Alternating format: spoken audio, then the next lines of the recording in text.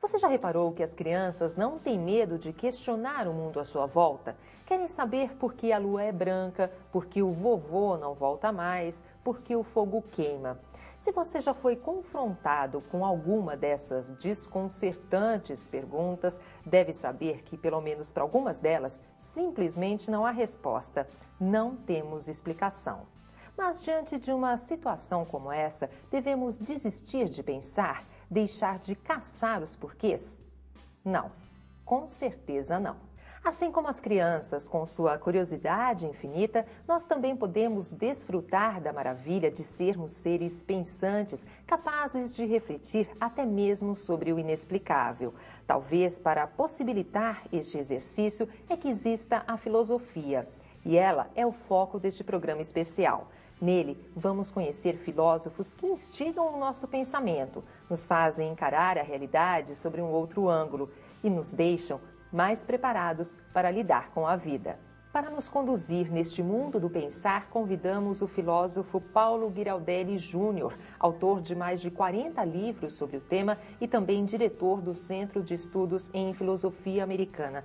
Olá, Paulo, como vai? Oi lá, tudo bem, Juliana? Tudo bem.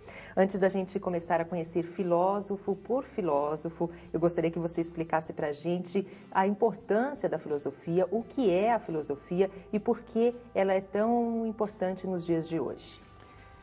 Bem, Juliana, na minha concepção, a filosofia é a desbanalização do banal. O que você tem de mais corriqueiro, o que você tem de mais comum, é exatamente aí que a filosofia entra. A filosofia é diferente da ciência. A ciência procura explicar aquilo que nós não conhecemos. A filosofia procura explicar exatamente aquilo que a gente vê todos os dias e não damos a devida importância. Então ela pode ser bastante útil para a gente. Não há filosofia inútil. A filosofia é tão útil quanto a tecnologia. Ela, na verdade, é uma tecnologia. Ela é uma tecnologia de você explicar as coisas que você vê demais, mas não dá atenção. Razão não falta para explorar este conhecimento. Então, vamos lá?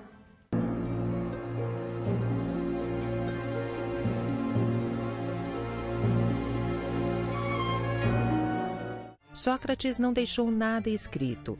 Tudo o que sabemos de seus pensamentos foi compilado por seu discípulo Platão. Assim também é sua vida, com poucos e esparsos detalhes de sua trajetória.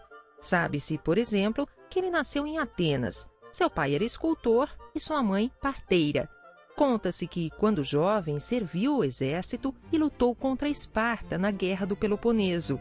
Relatos indicam que ele andava com traje simples por Atenas, perdido em pensamentos, mas carismático, atraía muitos admiradores com suas perguntas críticas.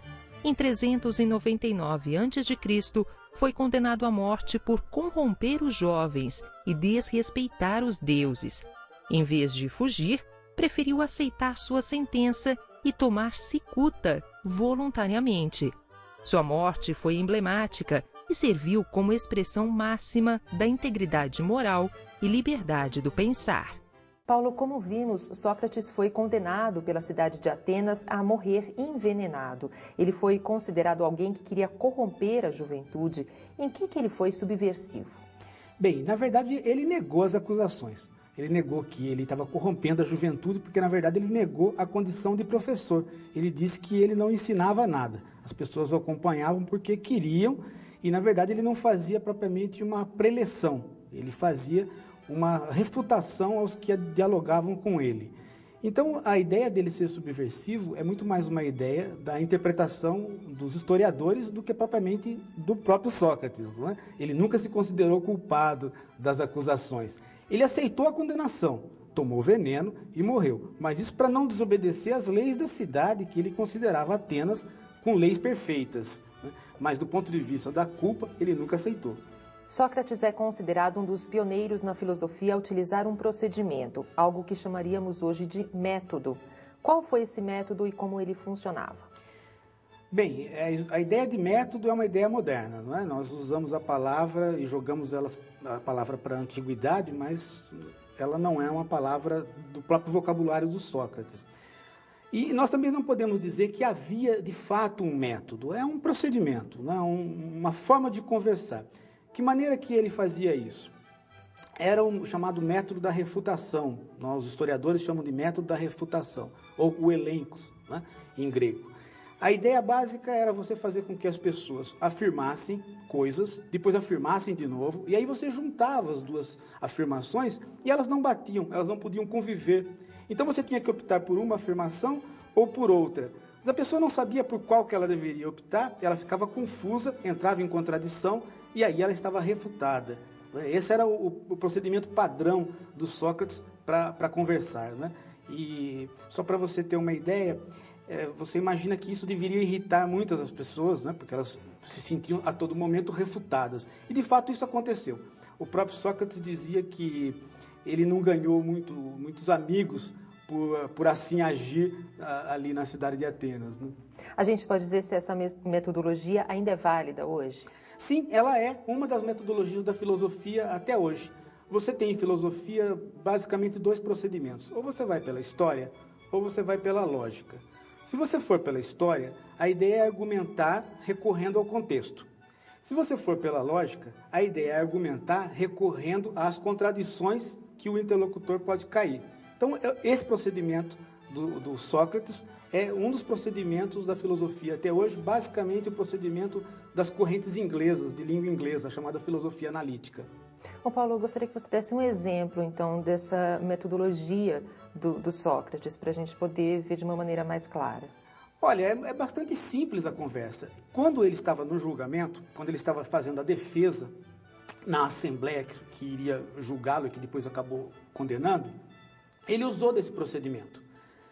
Ele era acusado de, além de corromper a juventude, de não acreditar nos deuses.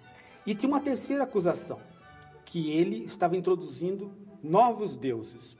Então ele chamou o Meletos, que era o rapaz que fazia a acusação, e falou assim para o Meletos: olha, Meletos, você me acusa de não acreditar nos deuses, em Deus nenhum. E o Meletos falou assim: de fato, você não acredita nos deuses. Ele falou assim: e você me acusa também de estar introduzindo novos deuses. O Meleto disse: de fato, você acusa isso também. Ele falou: mas se eu não acredito em Deus nenhum, como é que eu posso introduzir novos deuses? E eis que o Meleto caiu em contradição. Era basicamente isso, o elencos, o método da refutação que o Sócrates usava. Paulo, eu gostaria que você falasse um pouco sobre a ética socrática.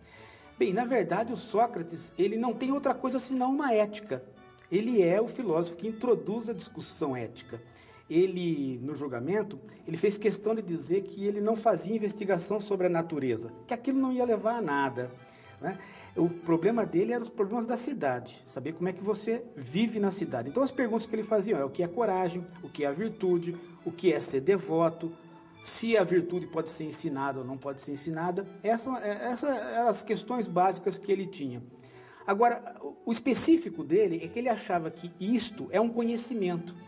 Quer dizer, ética para o Sócrates não é só um comportamento, é saber se comportar. Tem um conhecimento envolvido na ética.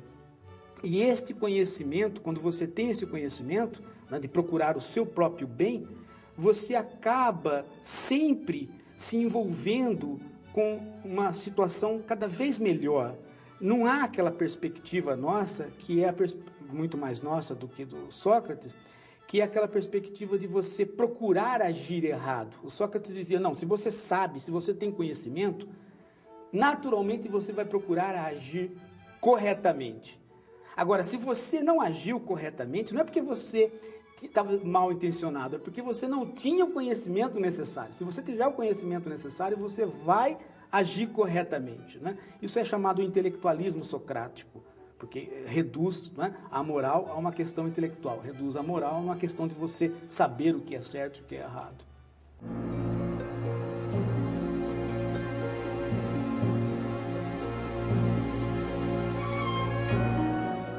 Platão viveu na chamada Idade de Ouro da filosofia grega, por volta do século V a.C. Nascido numa nobre família ateniense, foi aluno de Sócrates. Segundo relatos, depois de assistir ao julgamento e morte do mestre, se sentiu inspirado a preservar a memória de Sócrates por escrito, nos famosos diálogos. Devido a esta e outras obras, foi o primeiro filósofo a deixar um legado material que chegou até os nossos dias. Aos 28 anos, abandonou Atenas e peregrinou por vários lugares. Quando voltou à cidade natal, fundou sua academia, considerada a primeira universidade do mundo, onde seus alunos deviam aprender a pensar sozinhos, inclusive questionar seus mestres. Hoje é considerado por muitos, ao lado de Aristóteles, um dos mais influentes filósofos ocidentais da antiguidade. É sobre ele, ou melhor, sobre seus pensamentos e ideias, que vamos falar agora.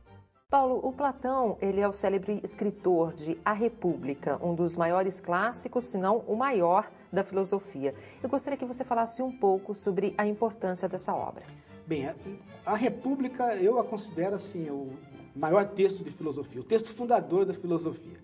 Quer dizer, a filosofia começa, da maneira que a gente já entende hoje, com esse texto, com a República. É um texto de filosofia política. O Platão está preocupado com a cidade justa, ele quer montar, de um modo utópico, né, ali no livro, a cidade justa. Agora, como é que você faz isso? Você escreve uma utopia? O Platão não vai por aí. Ele não vai como os modernos escreveram utopias, como os renascentistas escreveram, que começam descrevendo a cidade. Não, ele faz uma pergunta filosófica antes. E por isso o livro é importante. Ele pergunta, o que é a justiça? Que é uma pergunta do tipo da do Sócrates, né? Então, é nesse sentido que o livro de filosofia política passa a ser um livro de metafísica, porque a investigação sobre o que é a justiça, ele vai desenvolver de maneira metafísica. E qual a influência de Sócrates sobre Platão? Bem, veja que a pergunta que ele faz é de estilo socrático. E o Platão começa a levar adiante essas questões. Só que em determinado momento, ele começa a perceber que o Sócrates nunca de fato respondeu nenhuma questão. Quer dizer, além de levar os outros a ficar na parede, cair na berlinda, não é? Ele próprio, Sócrates, não terminava o diálogo, porque quando a pergunta voltava para ele dizia, mas eu também não sei. E o Platão, que escreveu tudo, né, que relatou isso, o Platão dizia, bom, então num próximo diálogo nós vamos continuar com esta questão, mas ele nunca voltava, ele sempre passava para outro assunto. Então a sensação que a gente tem é que o Platão foi ficando insatisfeito com esse tipo de trabalho, e quando o Sócrates morreu, ele manteve o Sócrates como personagem da obra dele, mas aí ele pôs a fala dele na boca do Sócrates, não é? Tentando então aí sim dar respostas para as perguntas que o Sócrates não respondeu. E aquela famosa alegoria da caverna, você pode nos contar mais sobre ela e relacioná-la com o filme Matrix? Bem, a alegoria é o seguinte, o Platão dizia, olha, para você ser filósofo, você não pode estudar filosofia. Você tem que filosofar. Você vai filosofando e você se transforma num filósofo. Então não tem como eu dizer para vocês, antes de vocês começarem, o que vai acontecer com vocês na hora que vocês se transformarem em filósofo. Falando ali para os possíveis jovens que seriam aqueles que iriam estar ali no contexto da República, da cidade justa, se transformando nos guardiões da cidade, né, que seriam os filósofos. Então ele falou, olha, eu só tenho um jeito de explicar um pouco o que é a filosofia, o que é alcançar a verdade, o que é alcançar o bem. Eu vou fazer uma alegoria, eu vou contar para vocês o que é a sensação que vocês vão ter. A sensação que vocês vão ter é a seguinte, é de estarem numa caverna, vendo, né, na parede da caverna, sombras que são as sombras de coisas que estão atrás de vocês, iluminadas por um fogo. Vocês não sabem que elas estão atrás de vocês, vocês só veem as sombras. Como vocês estão amarrados e nunca podem olhar lateralmente, vocês sempre vão achar que aquelas sombras, e vocês foram criados na caverna, nunca saíram de lá, vocês vão achar que aquela sombra é o real. São as entidades que estão ali conversando com você. Um belo dia, o dia que você sai da caverna e dá de cara com o sol, no primeiro momento você tem uma sensação ruim, mas depois você começa a perceber que o sol cria sombras. E aí você fala, puxa vida, quando eu estava lá na caverna, eu só via sombras, e isto é a sombra, isso não é o real. Agora sim eu estou vendo o real e a sombra. Não é? Essa é a ideia da filosofia, eu vou sair da caverna. Não é? Agora veja que, quando ele volta e vai tentar convencer os prisioneiros que ainda ficaram lá, de que aquilo que eles estão vendo é sombra, não é o real, os prisioneiros se revoltam contra ele. Falam assim, não, eu acho que você andou bebendo ou fazendo alguma coisa. A visita sua para fora da caverna não fez bem para sua cabeça. Você não está bom. Por quê? Porque nós estamos vendo ali, as coisas estão se mexendo, aquilo ali é efetivamente o real. E ele não consegue convencer os ex-companheiros ali de prisão de que aquilo que eles estão vendo são as sombras, não é? Então, essa é a sensação que você tem, né, que o Platão espera que você tenha com a filosofia. Agora veja, este é um tipo de erro que a gente chama de erro metafísico. Por quê? Porque ela é uma ilusão que quando você fica sabendo que está iludido, não adianta nada, você não sai da ilusão. É diferente de eu avisar você sobre um erro. A ilusão da filosofia, a ilusão que a filosofia lida com ela e quer tirar você dessa ilusão, é uma ilusão que não adianta você contar que você não sai dela. Ela é diferente do erro psicológico. Você erra uma conta de matemática e eu digo para você, olha, aqui está errado, e você percebe o erro. Você olha para um cachorro e enxerga um outro bicho, eu aproximo você do cachorro e falo assim, olha, veja só, você errou.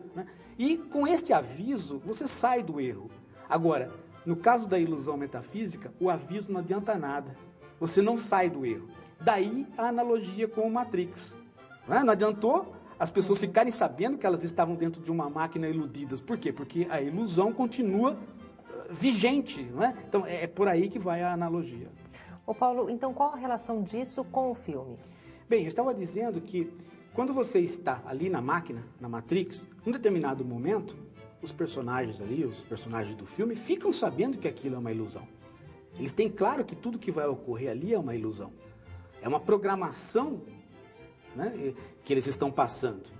Isso não faz com que eles digam, bom, se é tudo uma ilusão, eu vou sentar e não vou fazer mais nada. Não, eles continuam. Por quê? Porque a ilusão é tão forte que ela é o real para aquelas pessoas.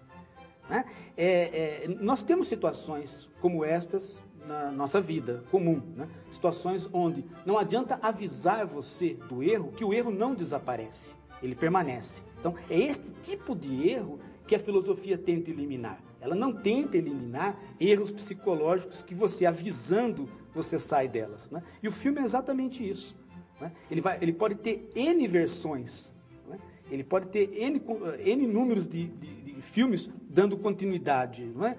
Mas ele só vai manter a ideia se os personagens continuarem vivendo naquela situação, mesmo sabendo que eles não são nada além de imaginações. Não é? E é isso que faz com que a filosofia seja interessante, porque se fosse para ela avisar sobre erros e resolver problemas dessa maneira tão simples, você não precisaria ter 25 séculos aí. Não é?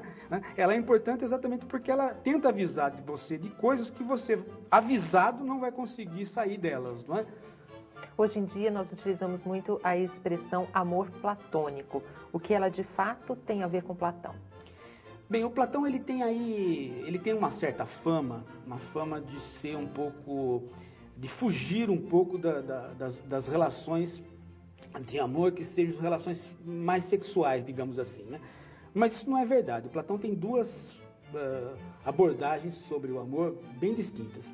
Numa, o amor é paixão, é sexo, e noutra, o amor sai dessa relação corporal para ir em direção aos atributos do corpo. Então, numa relação, Platão está mostrando como é que é o cotidiano nosso. Né? Então, a paixão pelos corpos. Mas ele diz que essa paixão pelos corpos pode ser um caminho para a filosofia. Em que medida? Na medida que as qualidades dos corpos possam ser abstraídas dos próprios corpos. Eu posso ver Juliana, uma pessoa linda, bela. Aí eu vejo uma outra moça, uma pessoa linda, bela. Mas cadê a beleza? Você é bela, a outra é bela. Mas e a beleza? Ah, bom, mas se eu vou namorando várias pessoas, eu vou conseguindo perceber que existe alguma coisa que não é a bela Juliana, não é a bela Maria, é a beleza. Epa, então eu estou começando a filosofar, estou começando a procurar as formas. Alguma coisa que não está nem em você, nem na Maria, mas você e a Maria participam desta situação, desta forma, a forma da beleza. Então, o amor platônico, que é o amor que começa pelos corpos, termina como de fato amor platônico, amor pela beleza e não mais pela Maria ou pela Juliana, né, que são as pessoas belas. Esse é, digamos assim, o Platão chama isso de uma escada ascendente para a filosofia. Né? Então, na verdade, a filosofia começa com relações pessoais, né? Começa com você entendendo o cotidiano, começa com o amor sexual mesmo, né? Você não começa pelo amor platônico. O amor platônico é um ponto de chegada para o filósofo.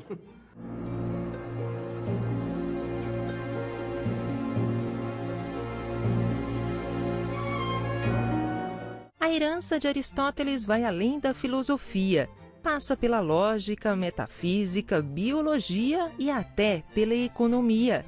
Há mais de 2000 anos, a influência deste grande pensador grego é enorme sobre o pensamento ocidental. De sua biografia, sabe-se que ele nasceu em Estagira, norte da Grécia, perdeu os pais muito jovem e, aos 17 anos, foi enviado para estudar na Academia de Platão, em Atenas, onde permaneceu durante 20 anos como aluno e professor, até a morte de seu mestre. Foi tutor de Alexandre o Grande e fundou sua própria escola, o Liceu, um ginásio dedicado ao Apolo Lício. Anos depois, assim como Sócrates, foi acusado e condenado, mas fugiu para que os atenienses, como escreveu, não pecassem 2 vezes contra a filosofia. 1 ano depois, morreu de causas naturais. Para quem gosta de finais memoráveis, há a versão de que ele teria se jogado no mar por não conseguir decifrar as marés. Paulo, existia alguma divergência entre Aristóteles e Platão? Veja, o Platão esperava que não. O Platão gostaria que Aristóteles talvez herdasse a academia, a sua escola. Mas as divergências apareceram e quando o Platão morreu, o Aristóteles foi embora da academia, né? foi viajar, e a academia ficou para um sobrinho do Platão. Então isso indica de fato que as divergências teóricas